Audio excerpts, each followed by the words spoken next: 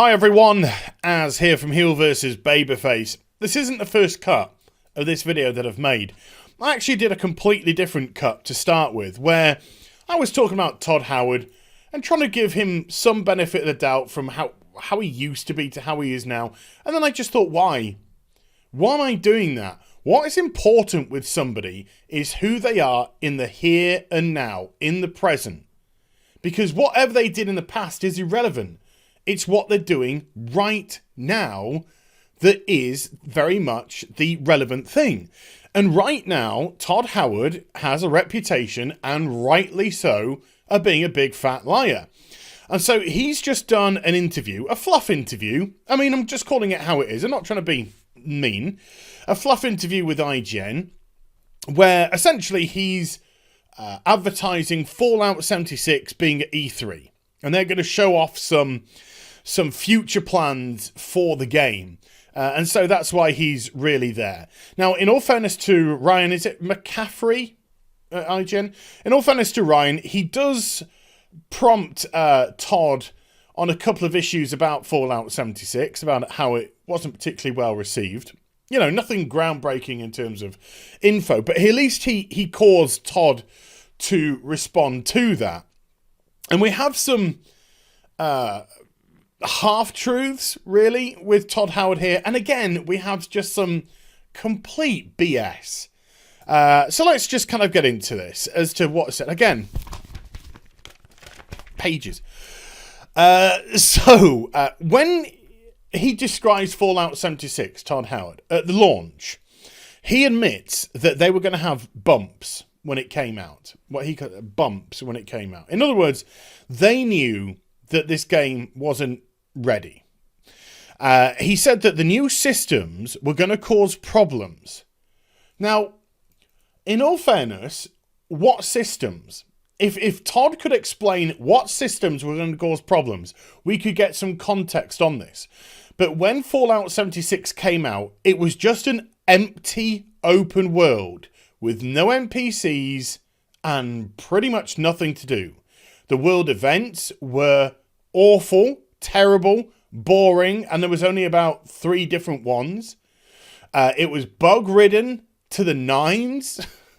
So much of the game didn't work. The textures were broken. Everything, so much of the game was just complete and utterly broken.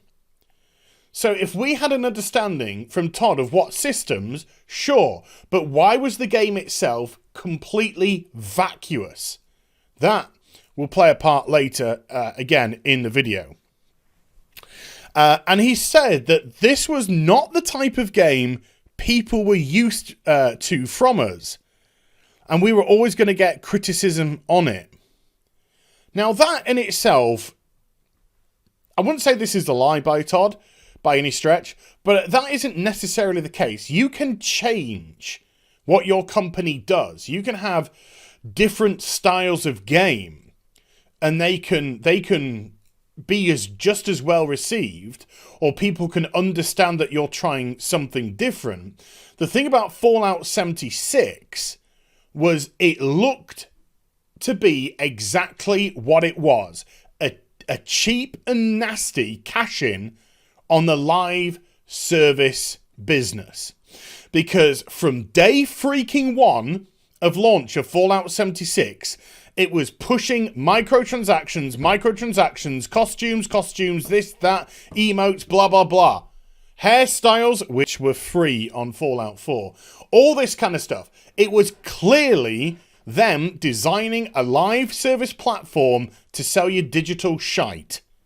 And nothing more. So we could see exactly what this game was. This game wasn't developed to be some incredible, vast, explorative world that you could team up with friends and have unbelievable experiences in. Because those experiences weren't in the game. They were never put in the game. This was very much put together as a vanity game. When I say vanity, I mean physical vanity items, making your characters look pretty, and it surrounded itself by its cash shop.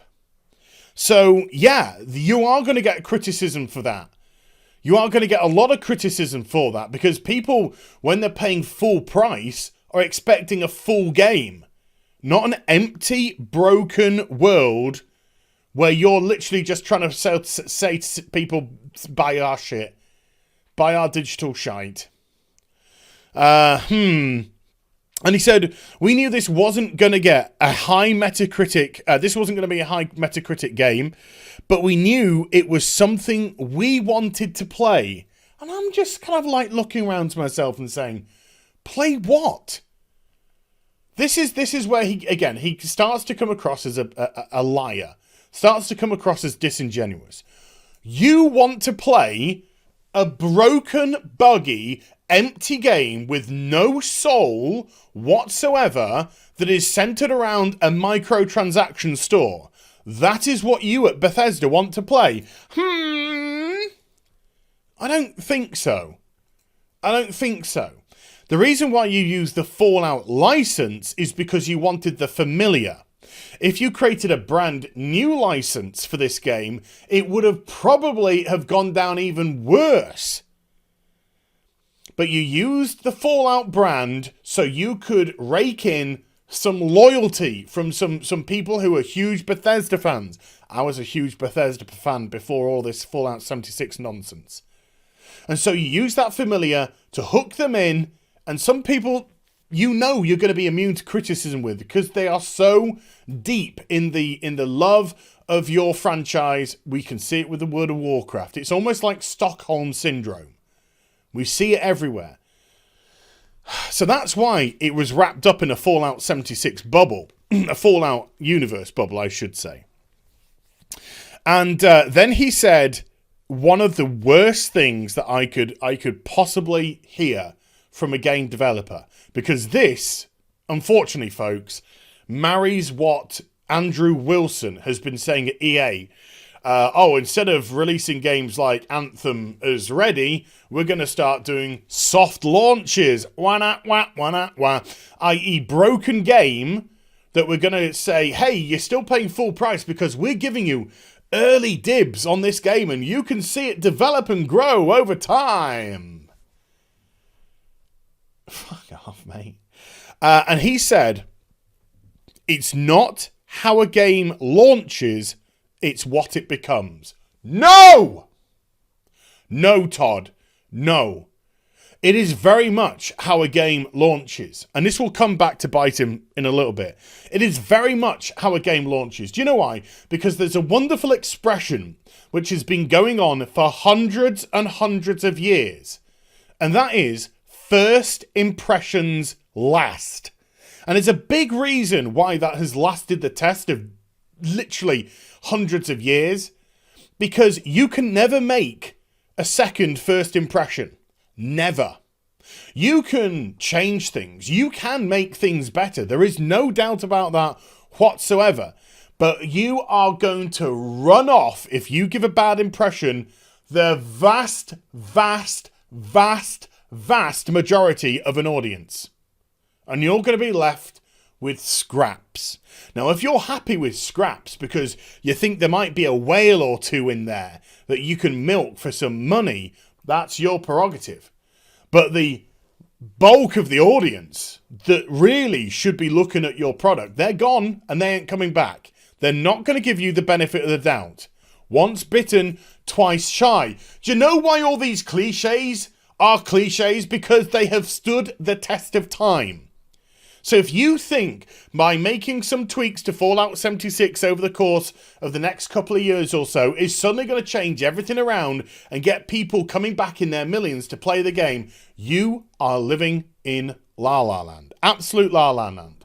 A game released has to make a very good first impression. Now, they do later on, which I'm going to switch the order because I think it's more relevant to what was just said now. They bring up some previous games which have launched to very poor reception, but have got better over time. And they mentioned three big ones. No Man's Scam, Sea of Thieves, or Sea of Thieving Content, and Elder Scrolls Online. And it's very important this, right? Because they say No Man's Sky is now a success. No, it's not. It's a failure. and a mitigated failure.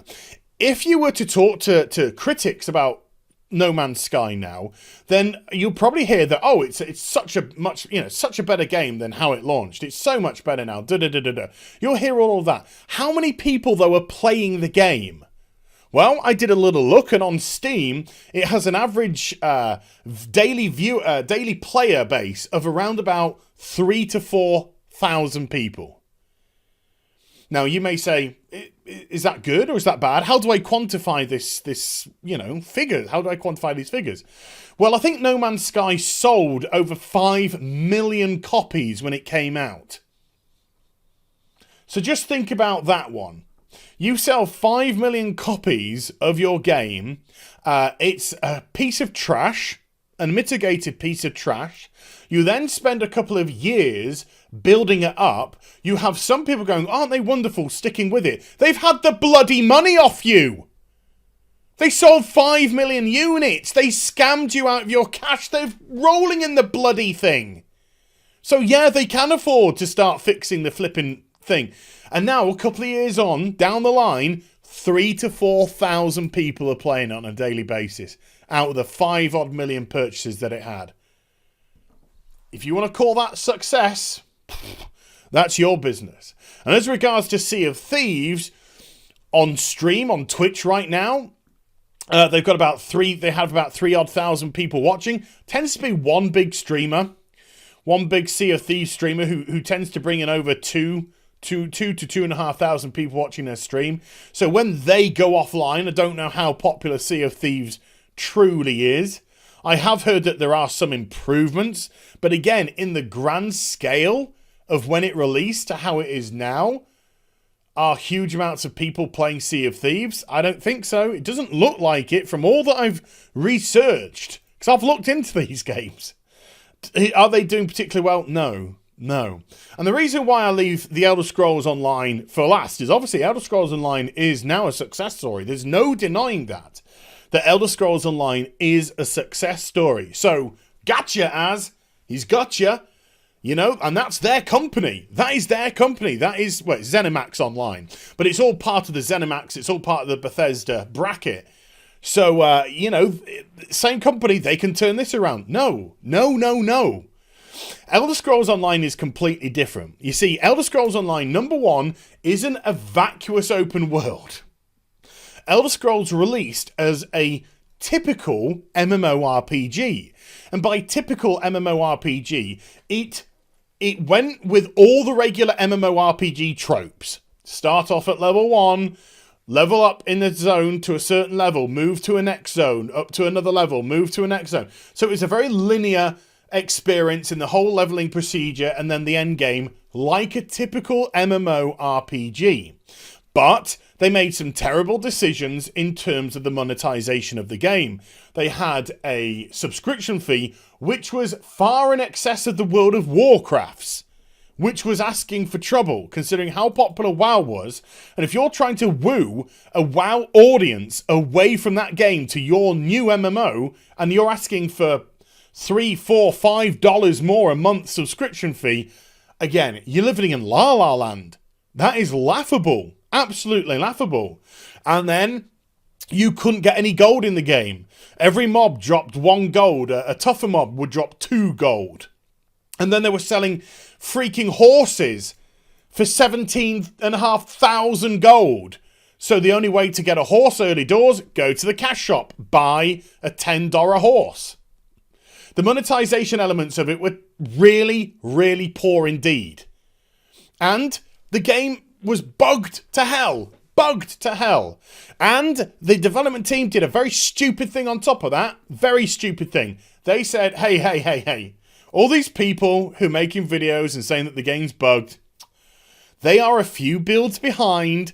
The build that we have for release is fine. It's fixed. Nothing's wrong. Silly, those people.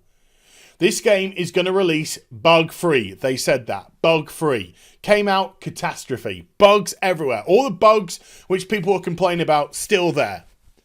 So they talked out their ass. They had a linear progression system like any other MMO, so it didn't differentiate. It didn't separate itself from any of the others.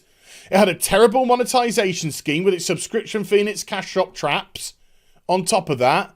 So what was the point with this game? So yeah, people left it in its droves. It was not well received. But guess what? They had all the infrastructure in place at day one to make it something. They had this great vast open world. They had a good combat system to boot on top of that.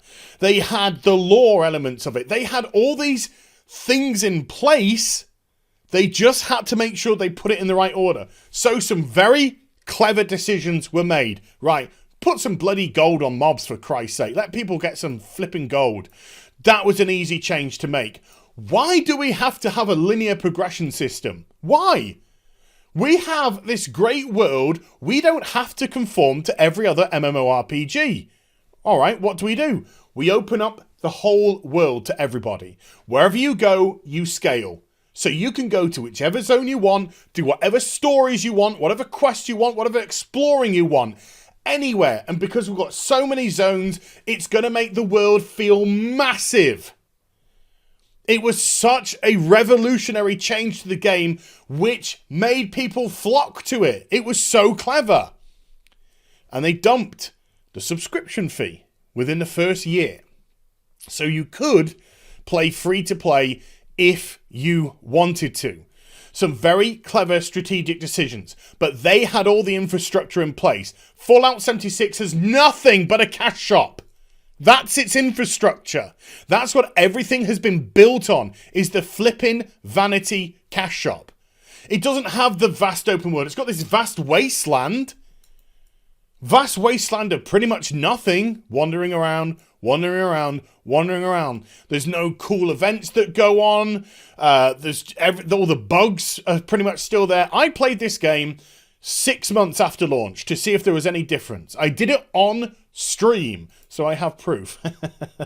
And it was boring. It was still bugged to hell as well, but it was boring as hell because it doesn't have the infrastructure to turn it into an Elder Scrolls Online. It's got nothing.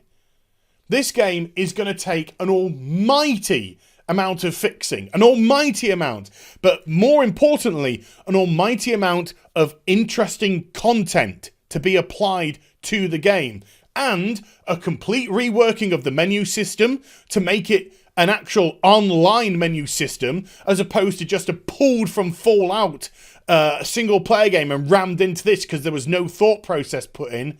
A system which is organic and quick for people to switch, etc. And then on top of that, they have to fix the multiplayer and make it a true, proper multiplayer game, as opposed to wandering around this huge area and you may or may not find somebody. It doesn't have the infrastructure.